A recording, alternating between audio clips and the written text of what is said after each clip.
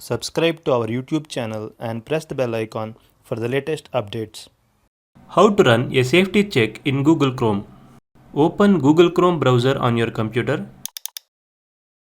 Click on the three dot icon located at the top right corner of the page. Go to Settings.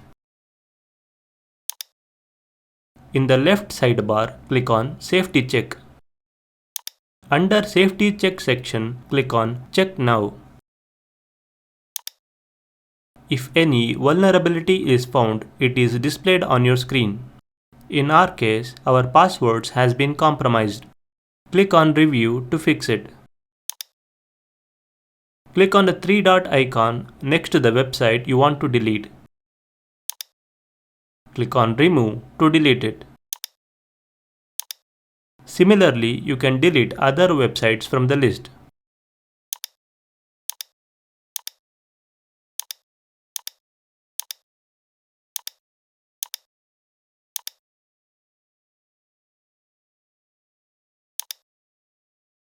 Run the safety check again to ensure that your browser is safe.